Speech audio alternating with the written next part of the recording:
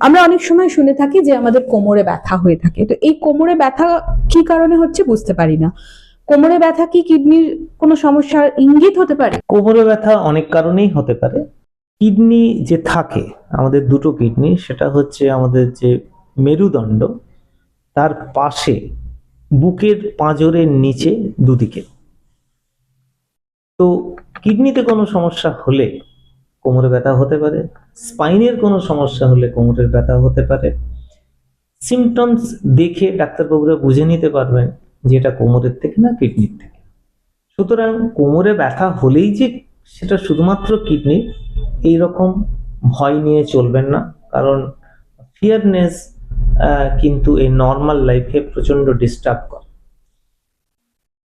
কিডনিতে ধরুন কিডনি ফুলে গেল, কিডনিতে ইনফেকশন হলো, কিডনিতে পাথর, কিডনিতে একটা সিস্ট, যেটা তার মধ্যে হয়তো হেমারেজ হলো বা কোনো একটা কারণে এক্সপ্যান্ড করলো, এনলার্জ হলো, এইসব ক্ষেত্রে কিন্তু কিডনিতে ব্যথা হয়। কিডনিতে ব্যথা হয়। কিডনির ব্যথা মানেই হচ্ছে কোমরের ওইখানটা ব্যথা, তাহলে ওই অংশে ব্যথা হলে লোকে বলবে কি ব্যথা হয়েছে। অ্যাকিউট ইন্টারস্টিশিয়াল নেফ্রাইটিস বলে একটা ডিজিজ আছে, যেখানে কিডনিটা অনেকটা সাইজে বড় হয়ে যায়। তাহলে কোনো অর্গান যদি সাইজে বড় হতে থাকে, ইট স্ট্রেচেস দ্য কাভারিং, যখন কাভারিংকে স্ট্রেচ করবে তখন ব্যথা। লিভার বড় হলেও কিন্তু ব্যথা হয়, হঠাৎ করে যদি কারোর কোনো লিভার বড়। সো এইসব বিভিন্ন কারণে কিন্তু কিডনির ব্যথা বা কোমরে ব্যথা হতে পারে। আরেকটা খুব ইম্পর্টেন্ট, যেটা হচ্ছে যে ধরুন কারো কিডনি আস্তে আস্তে কার্যক্ষমতা কমতে থাকে। যখন কার্যক্ষমতা কমতে থাকে তখন আমাদের শরীরে যে বোনসের ব্যালেন্স, ক্যালসিয়াম, ফসফরাস এবং বোন যে গঠন হচ্ছে এবং ভেঙে যাচ্ছে, ফর্মেশন অ্যান্ড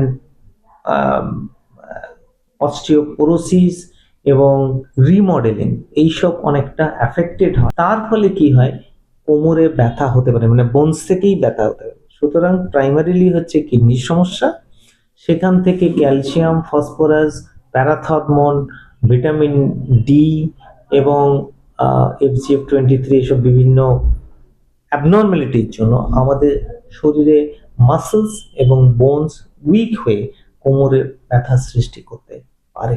প্রাথমিকভাবে যে টেস্টগুলো করতে হয় অত্যন্ত কম খরচে, urine routine and microscopic examination, urine দিয়ে কতটা প্রোটিন বেরোচ্ছে, আল্ট্রাসাউন্ডে কিডনির চরিত্র এবং গঠন কিরকম, রক্তে ক্রিয়াটিনিনের মাত্রাটা কতটা। অনেকে আজকাল সিস্টেটিন সি করছেন, সব ক্ষেত্রে যে দরকার হয় তা নয়, অধিকাংশ ক্ষেত্রেই দরকার হয় না। Creatinine value itself is good enough to understand যে কিডনির রোগ আছে কিনা বা থাকলেও কোন স্টেজে আছে।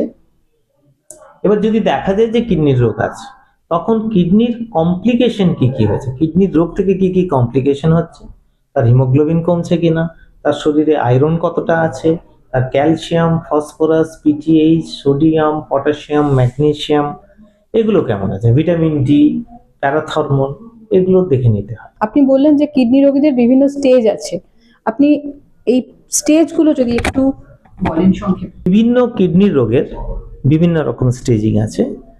আমি আজকে যেটা বলবো সেটা হচ্ছে ক্রনিক কিডনি ডিজিজ। যে কোনো কিডনির রোগ যদি 3 মাসের বেশি থাকে সেটা আমরা বলি ক্রনিক কিডনি ডিজিজ। এই ক্রনিক কিডনি ডিজিজের স্টেজ 1, 2, 3, 4, 5, 5 এর পরে 5D মানে 5 ডায়ালিসিস অথবা 5T 5 ট্রান্সপ্ল্যান্ট, হিমোডায়ালিসিস হলে 5HD, আর পেরিটোনিয়াল ডায়ালিসিস মানে পেটের ডায়ালিসিস হলে 5PD। এই স্টেজিং আমরা করি বেসিক্যালি এই ক্রিয়াটিনের মাত্রা দেখে। আজকাল আমরা সিস্টেটিন সি করেও করতে পারি।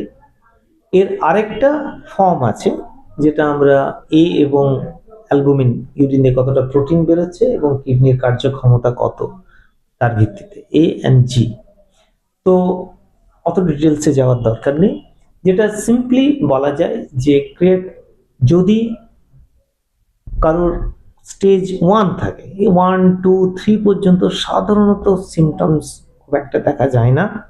3 বা তারপর থেকে কিন্তু সিমটমস আসতে শুরু করে।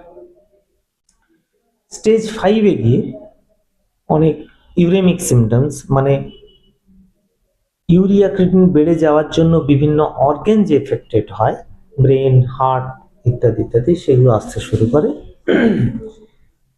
এর গুরুত্ব হচ্ছে যে স্টেজিং এর গুরুত্ব হচ্ছে যে একটা কনফার্ম করা যে এনার ক্রনিক কিডনি ডিজিজ আছে। সেকেন্ড হচ্ছে স্টেজ কনফার্ম করে আমরা পেশেন্টকে বোঝাতে পারি তার বর্তমানে কি ট্রিটমেন্ট দরকার, ভবিষ্যতে কি হতে পারে এবং তিনি কিভাবে চলবেন। এবং আমাদের ইন্টারন্যাশনাল যে রেকমেন্ডেশন অর্গানাইজেশন যারা আছে, কেডগি গাইডলাইন্স, কেডিগো গাইডলাইন্স, এই প্রত্যেকটা গাইডলাইন্স কিন্তু বলে দেয় যে কোন স্টেজে কি কি ট্রিটমেন্ট কিভাবে করতে হবে। সুতরাং এরকম নয় যে এই ডাক্তার এই বললো, ওই ইনস্টিটিউট এই বললো, একদমই না।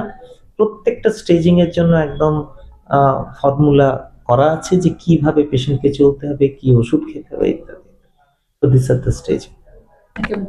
অনেক ধন্যবাদ স্যার, আমরা অনেক কিছু বিস্তারিতভাবে আলোচনা শুনলাম এবং কিডনি রোগ অজান্তেই যে আপনার শরীরে বাসা বেঁধে বসে রয়েছে সেটা বোধহয় আপনি বুঝতেও পারছেন না, যেটা আজকের যে ঘটনা সেটার মধ্যে দিয়ে আরো একবার আমরা চাক্ষুষ করলাম। তাই কিছু কিছু সিমটমস যদি আমাদের শরীর আমাদের দেখায়, সেই সিমটমস গুলোকে অবহেলা না করে সঠিক সময় যদি চিকিৎসকের পরামর্শ নেওয়া হয়, তাহলে আবার ওই কথাটা যে prevention is better than cure.